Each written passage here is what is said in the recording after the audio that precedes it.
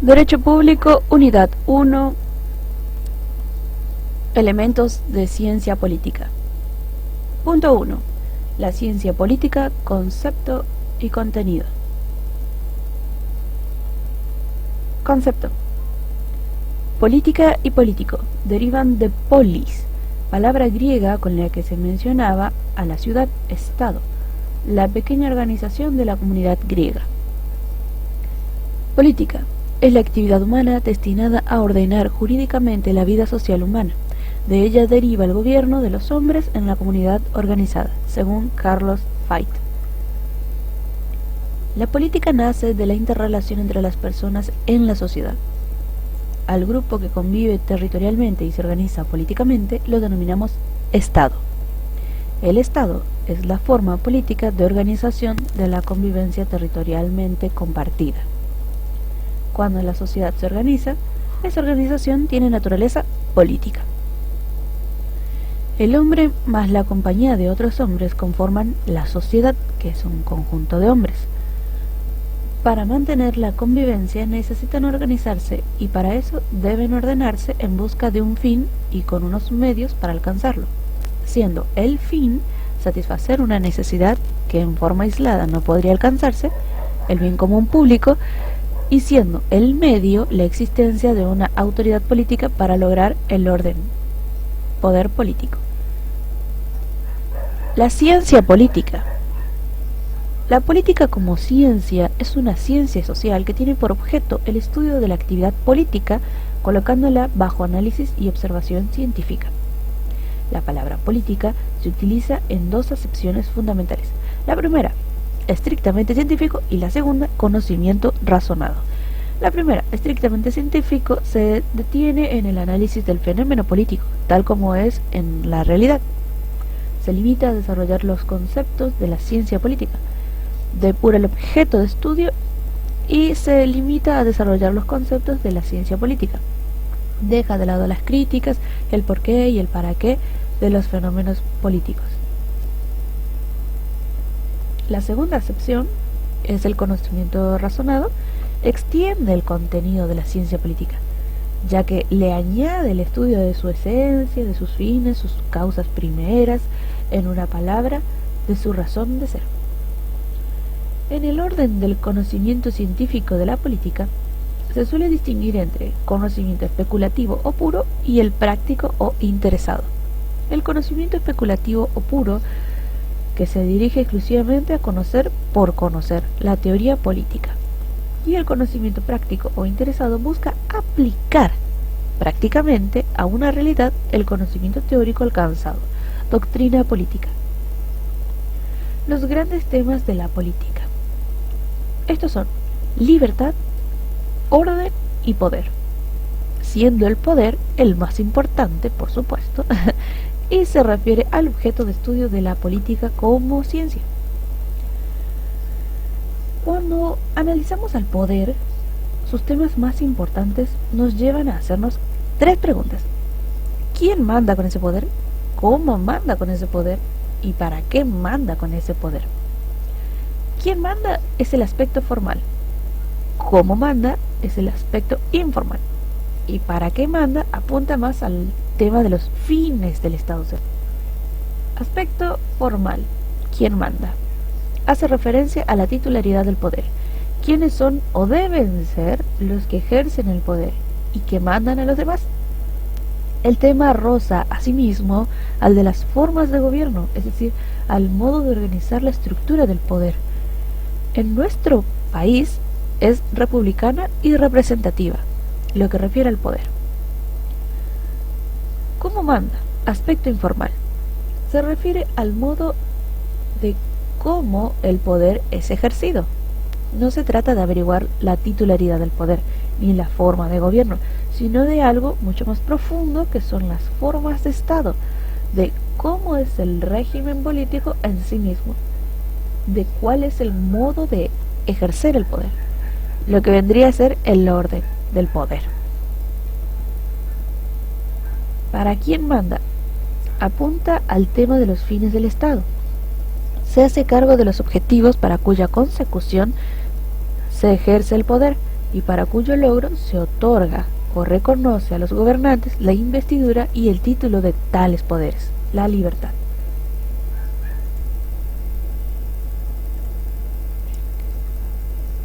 Derecho político. Concepto. Es la rama del derecho público, es una ciencia conceptual, no es derecho positivo vigente, es una ciencia porque tiene un método y objeto de estudio propio, siendo este la relación poder-hombre. Buscando en internet el derecho positivo vigente, porque el concepto de derecho político dice que no es derecho positivo vigente. El derecho positivo es el sistema de normas coercibles que han regido o rigen la convivencia social. La expresión positivo hace referencia etimológicamente a alguien que lo pone o establece, porque en realidad el derecho es establecido por quien tiene facultad de hacerlo. En este concepto es indudable que toda clase de norma jurídica, leyes, jurisprudencia, contratos, testamentos, etc., sin interesar su diverso origen real, constituyen un conjunto lo que se denomina derecho positivo. El derecho positivo son leyes elaboradas a lo largo del tiempo. La función de este tipo de leyes es generar bienestar común, pero pueden ser vigentes o no. Si es vigente, se encuentra en vigor en un territorio y tiempo dado.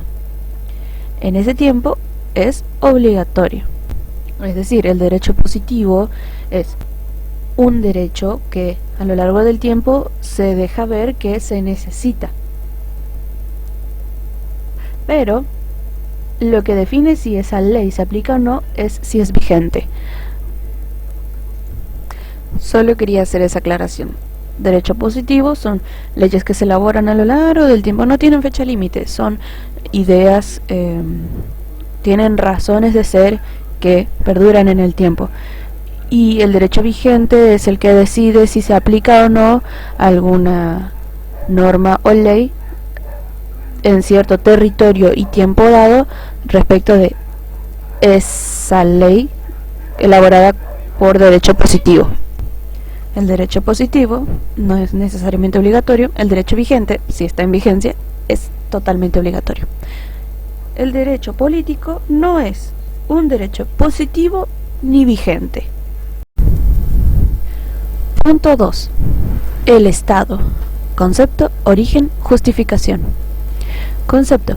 El Estado es una persona de derecho público y como tal, sujeto de derechos y obligaciones. Permanece a través del tiempo como una comunidad a pesar del cambio de sus gobernantes. Es una comunidad, nación, entre comillas, política y jurídicamente organizada como en un ámbito territorial denominado que se caracteriza por la institucionalización del poder, el cual tiene carácter de soberano.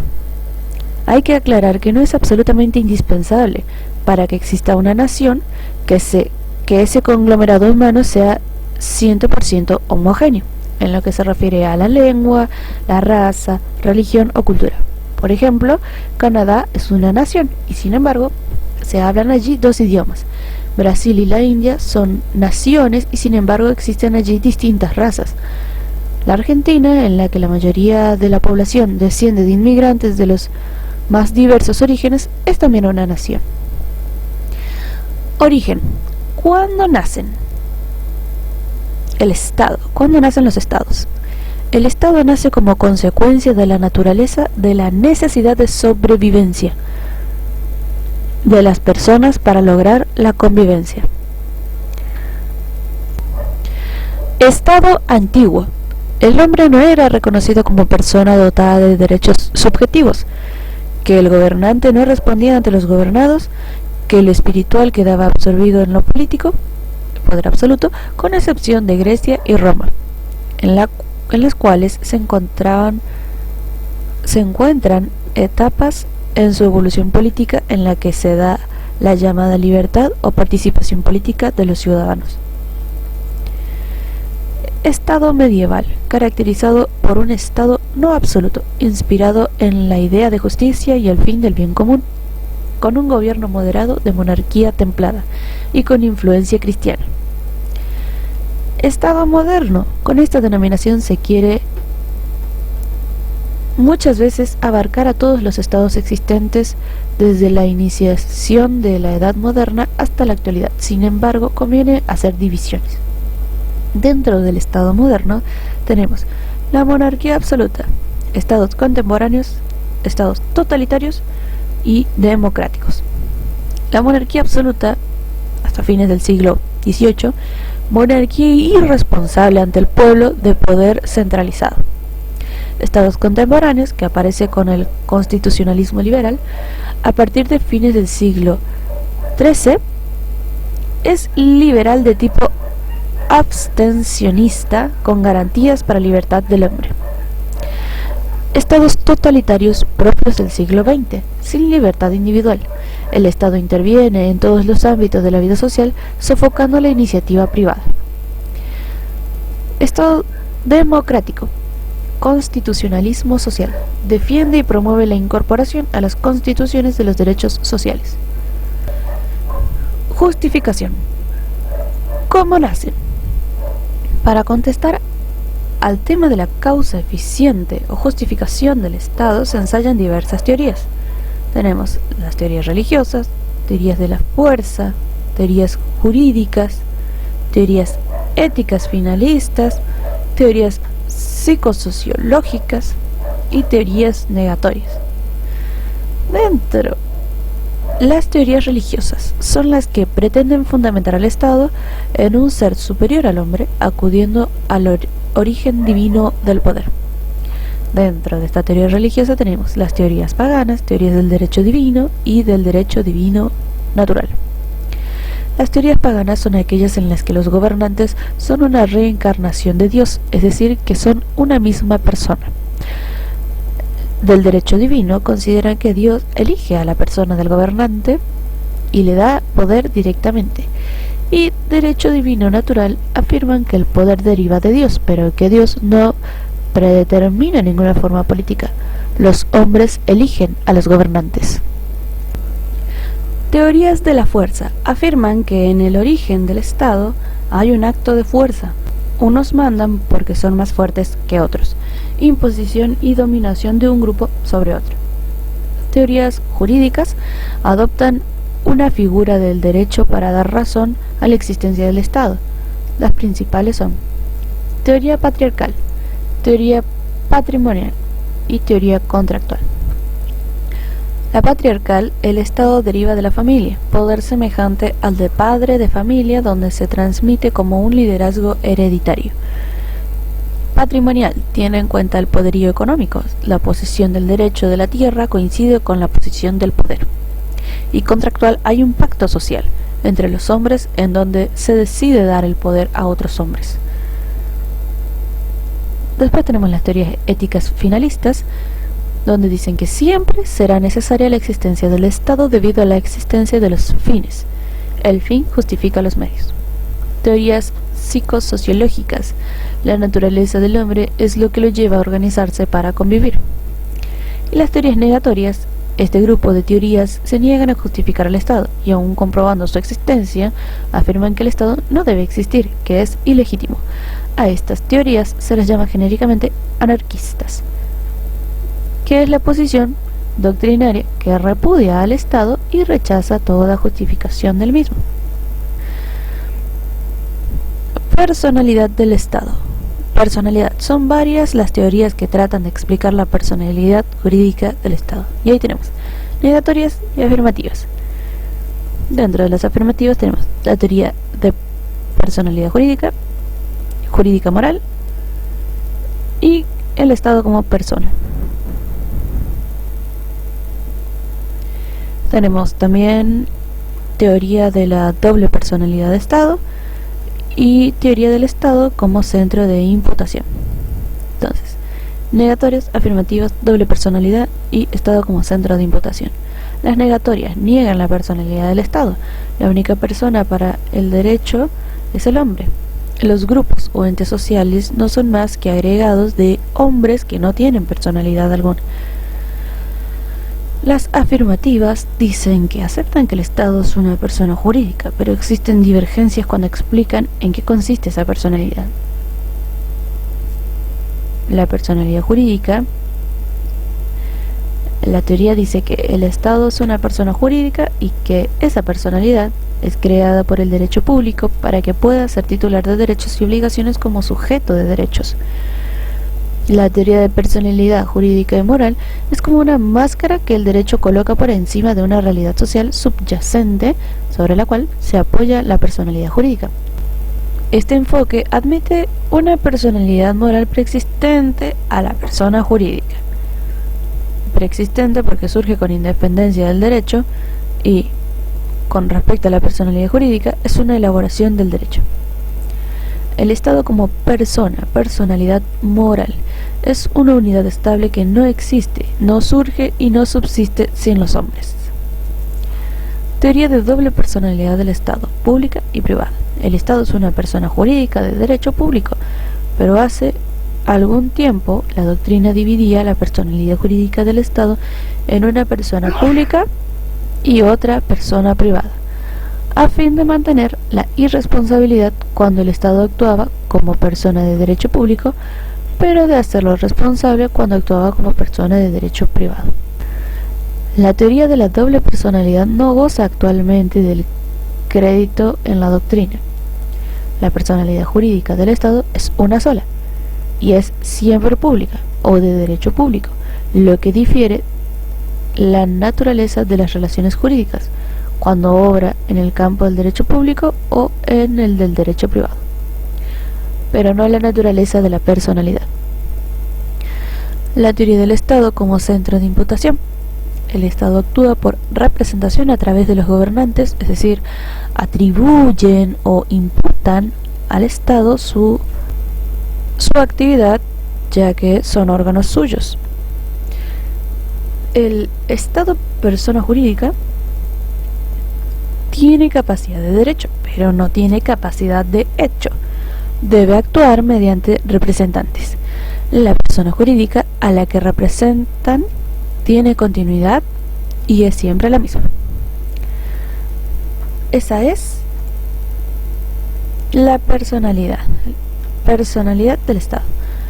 El fin del Estado en Argentina está en el preámbulo. El fin es la causa final, la cual podemos visualizarlo desde la perspectiva tridimensional, desde el orden de la realidad, de los comportamientos políticos, desde el orden de las normas jurídicas y desde el orden del valor justicia. Desde el orden de la realidad, de los comportamientos políticos, el fin es un objetivo que no se consigue nunca porque en forma permanente, sucesiva y progresiva la actividad política lo va realizando sin llegar jamás a un término. Desde el orden de las normas jurídicas, el fin del Estado aparece descrito y formulado mediante normas, escritas o no. Y desde el orden del valor justicia, el fin del Estado es el bien común.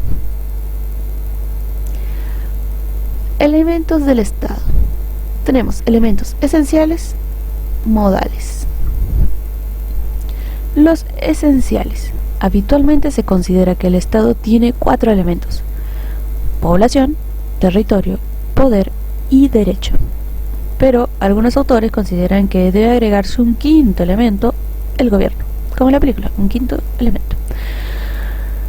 Población es el elemento humano del Estado. Hace referencia a la comunidad. Desde un aspecto cuantitativo hace referencia al número de personas. Desde el aspecto cualitativo se refiere a la cultura, lenguaje, religión, raza que caracteriza a la comunidad.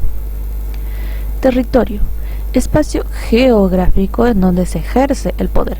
Pretende el espacio aéreo, la superficie, los mares adyacentes hasta las 200 millas marítimas, el subsuelo, etc. La relación entre el elemento poder y territorio permitirá determinar las formas de Estado, unitarias y federales. Poder es la actitud, fuerza o competencia que dispone el Estado para cumplir su fin.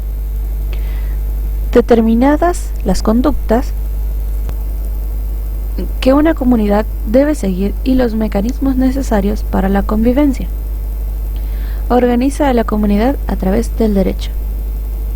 El derecho es el conjunto de normas jurídicas de carácter positivo necesarias que organizan un Estado.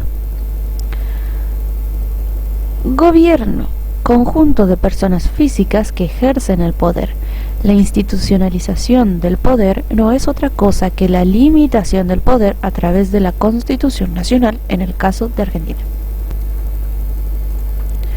Elementos modales caracterizan a algunos elementos esenciales, como la soberanía. Dentro de la soberanía tenemos la externa, la interna. Imperio de la ley, y luego prosigue con el concepto de soberanía. Soberanía es la cualidad del poder del Estado que no reconoce dentro del ámbito de relaciones que rige otro orden superior. Existen dos tipos de soberanía. La externa, el Estado nacional es soberano. No tiene por qué recibir órdenes de otros estados nacionales. Y la interna, las decisiones del Estado deben ser respetadas por todos. Las provincias y los municipios son autónomos. Pueden dictar sus normas, pero siempre ajustándose a la Constitución Nacional. Y otro de los elementos modales es el imperio de la ley. Califica al elemento derecho, centra en la superioridad de la ley. Indica que vivimos en un estado de derecho y debemos respetar las leyes. Soberanía, concepto, es la capacidad del Estado de imponer sus decisiones sin depender de otro, por su propia fuerza y con superioridad sobre los demás poderes sociales inferiores que existen en una comunidad. Este concepto pertenece a la ciencia política moderna. No es que no haya existido, sino que no lo supieron ver y por ende no pudieron sistematizar científicamente un concepto. El poder político, noción. El poder es la aptitud que posee el Estado para cumplir su fin, el bien común, caracterizado por su carácter, para la redundancia, de inevitable, porque si no se cumple se recibe una sanción. El poder político del Estado es indivisible, lo que se divide son las funciones, legislativo, ejecutivo y judicial. Punto 3. Formas de gobierno. Concepto. ¿Quién manda? Hace alusión a quien ejerce el poder. Forma tradicional o antigua. Tiene en cuenta el número de ocupantes de los puestos de poder, es decir, el número de gobernantes. Platón, Montesquieu. Si es uno, es una monarquía. Si son pocos, es una aristocracia u oligarquía. Y si es el pueblo, es democracia. Monarquía. Forma de gobierno en la cual la organización política tiene un carácter no representativo y corresponde a una sola persona, rey, príncipe, con carácter vitalicio, generalmente por ley de herencia y a veces por elección o designación exenta de responsabilidad. Existen distintos tipos de monarquía: la absoluta, constitucional, parlamentaria y la híbrida.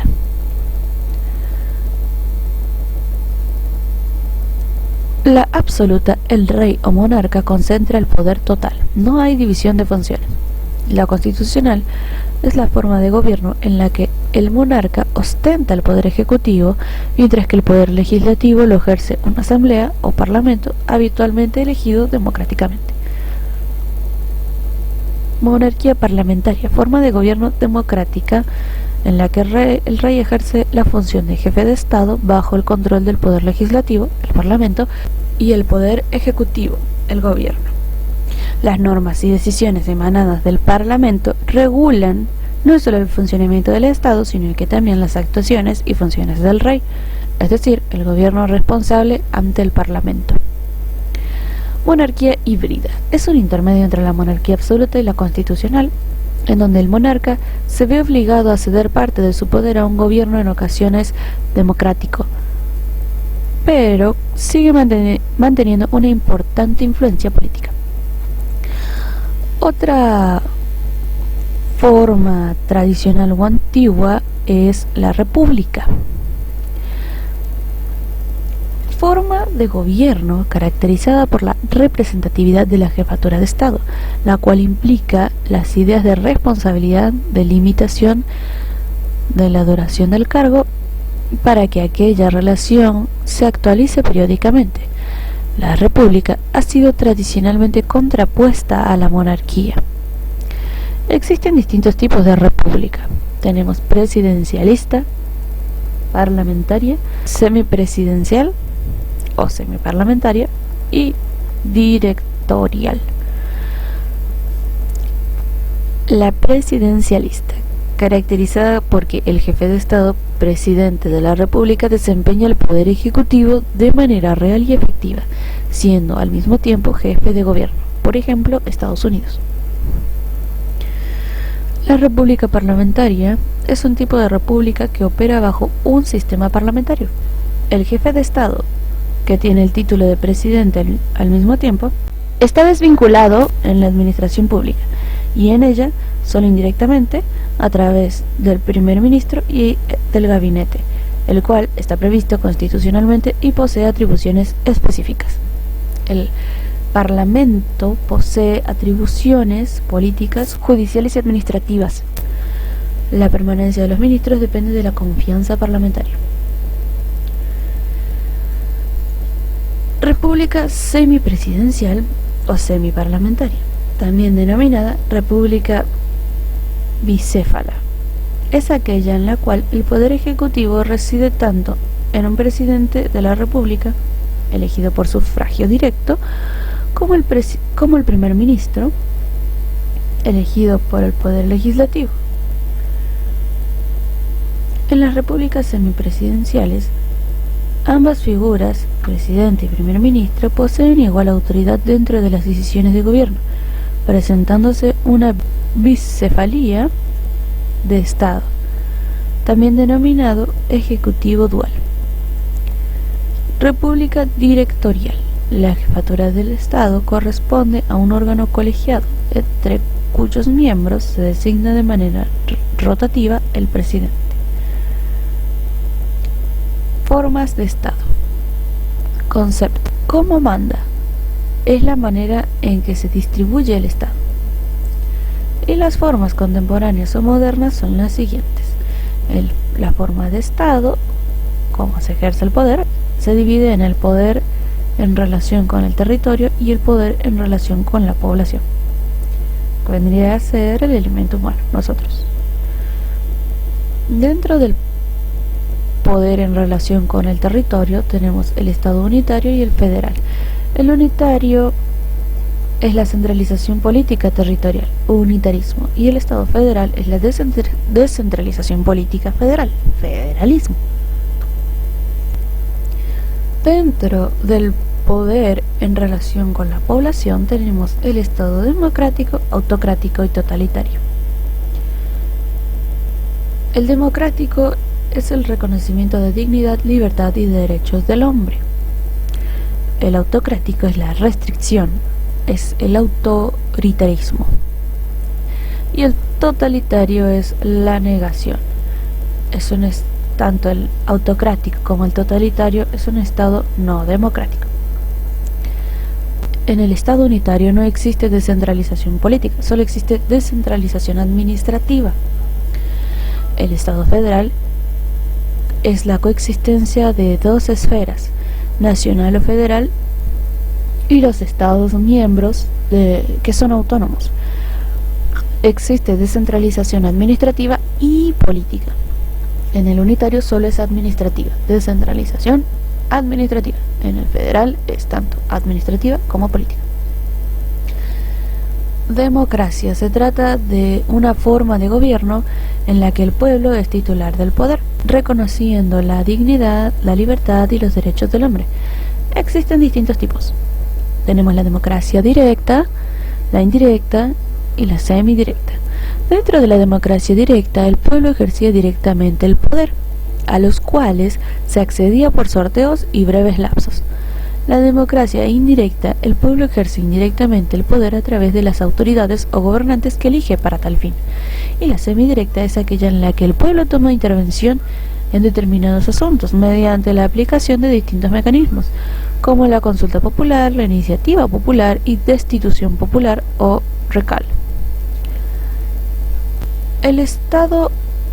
Todo eso fue el Estado democrático. Ahora, el Estado autocrático es una forma de gobierno en la que la titularidad y ejercicio del poder recaen en una o pocas personas, quienes lo utilizan a voluntad o bien conforme a normas que ellas mismas han elaborado.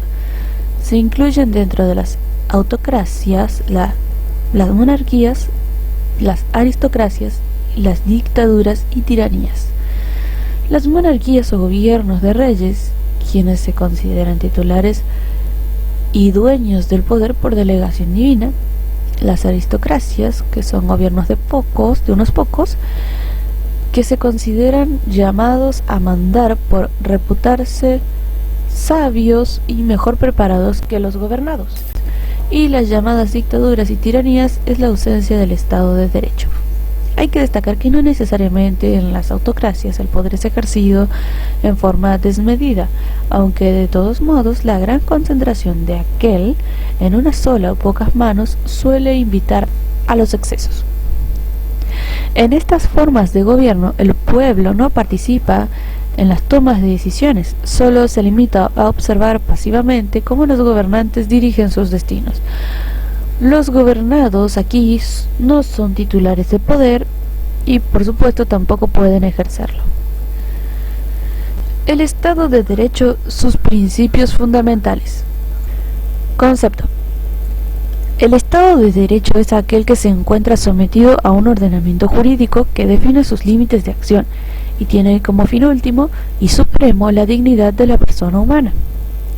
El Estado de Derecho constituye el núcleo y finalidad del movimiento histórico-político conocido con el nombre de constitucionalismo. En tal sentido, el Estado de Derecho es aquel que satisface las exigencias del constitucionalismo, o sea, que para conseguir los fines de este último se basa en sus principios técnicos. Principios fundamentales del Estado de Derecho.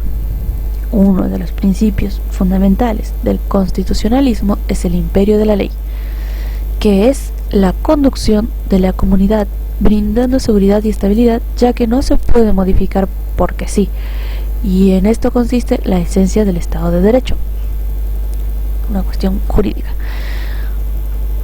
Otro principio sería la soberanía popular, el poder del Estado a través de sus funciones ejecutiva, legislativa y judicial actúan en nombre del pueblo porque ningún individuo ni grupo particular de individuos tiene por derecho propio la facultad de regir a la comunidad. Cuestiones políticas. Técnicas jurídicas. Son procedimientos de los que se vale el Estado para poner en ejercicio sus principios y lograr el fin propuesto. Entre ellas podemos encontrar supremacía en la Constitución, distinción entre poder constituyente y poder constitutivo, independencia del poder judicial, legislativo y ejecutivo, pluripartidismos y elecciones libres, control de la constitucionalidad. Seguimos con el punto 4. El constitucionalismo y su evolución. El constitucionalismo se vincula con lucha permanente del hombre en la búsqueda de la limitación del poder y del reconocimiento de sus derechos. Tiene sus comienzos definidos en la segunda mitad del siglo XVIII.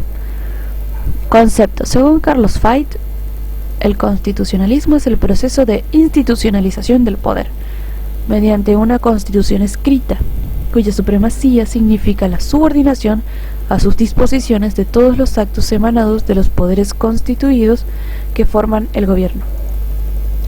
Según Germán Vidart Campos, afirma que el constitucionalismo es el movimiento moderno que asigna a la Constitución, como contenido indispensable, la tutela de la libertad.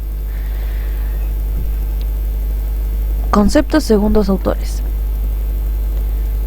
Pasamos a la evolución. El constitucionalismo vinculado al Estado de Derecho ha tenido una larga evolución, y durante ese proceso pueden señalarse 5 etapas: origen, surgimiento, auge, crisis, resurgimiento. El origen puede situarse en el siglo XIII, Baja Edad Media, Renacimiento, como una reacción al absolutismo monárquico. La gente comienza a reclamar por sus derechos. Poco a poco fueron creándose documentos que se imponían por encima de la voluntad del rey.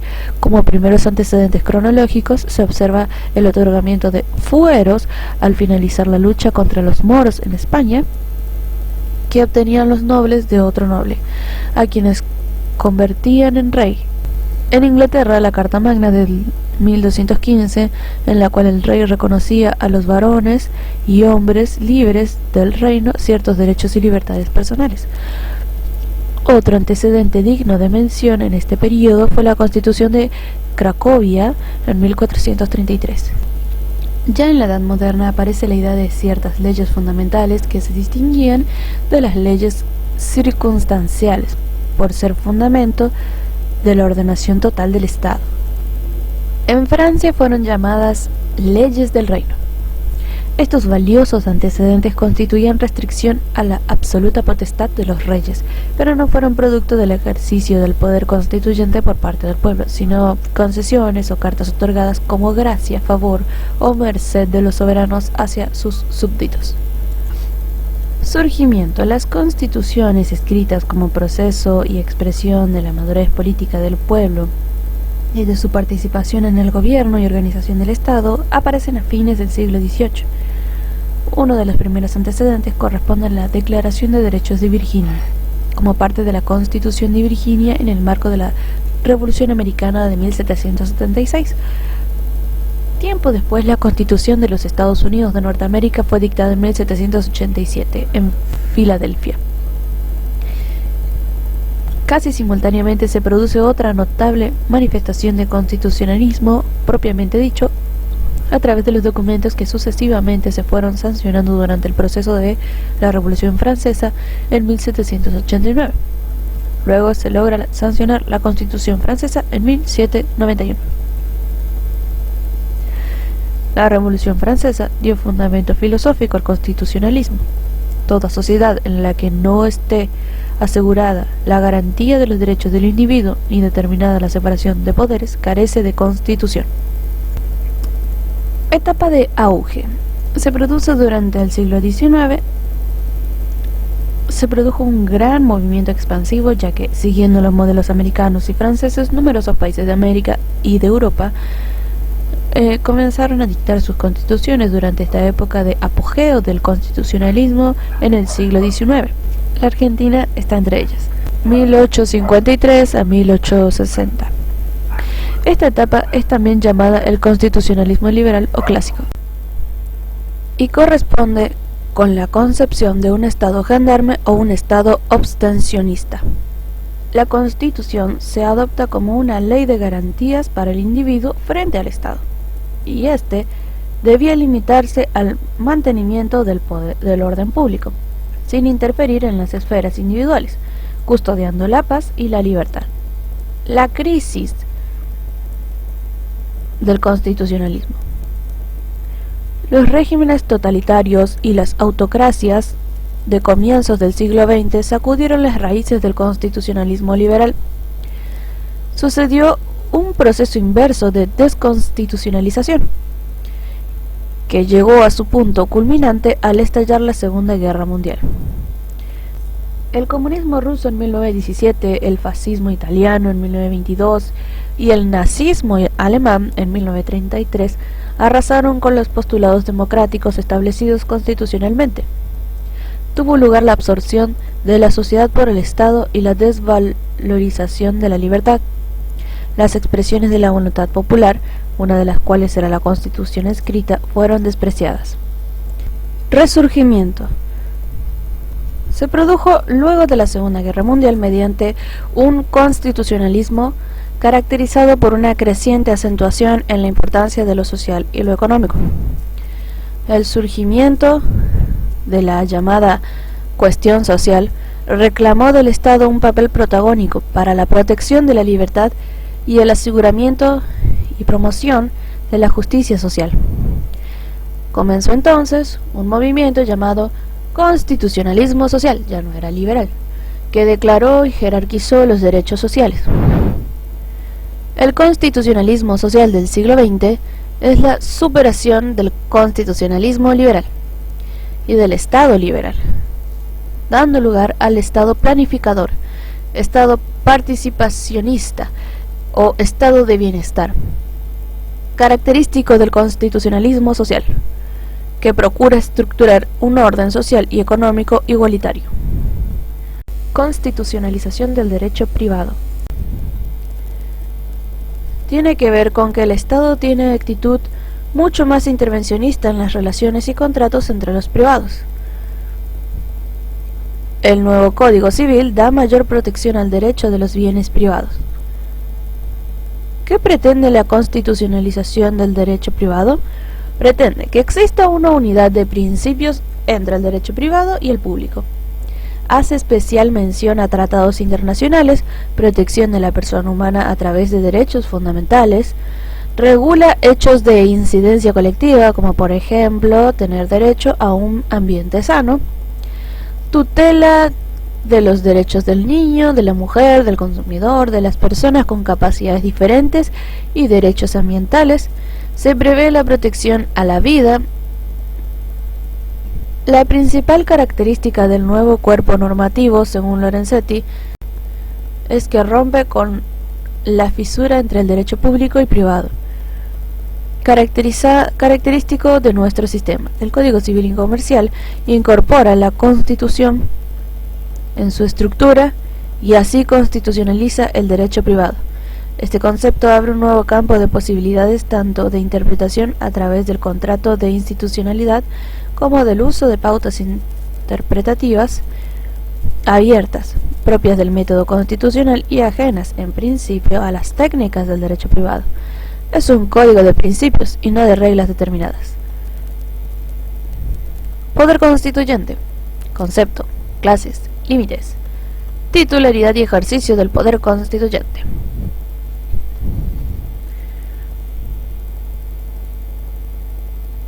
Concepto. Titularidad y ejercicio del poder constituyente. El poder constituyente es la facultad de que goza un pueblo de crear y reformar las normas organizativas del Estado. Según Midón, se puede definir desde el punto de vista de actitud y función del órgano designado para llevar adelante la reforma. Poder constituyente es el organizador del Estado y los órganos constituidos por las distintas funciones del poder del Estado organizado. El gobierno posee poder constituido. Ellos no modifican ni reforman, solo lo llevan adelante.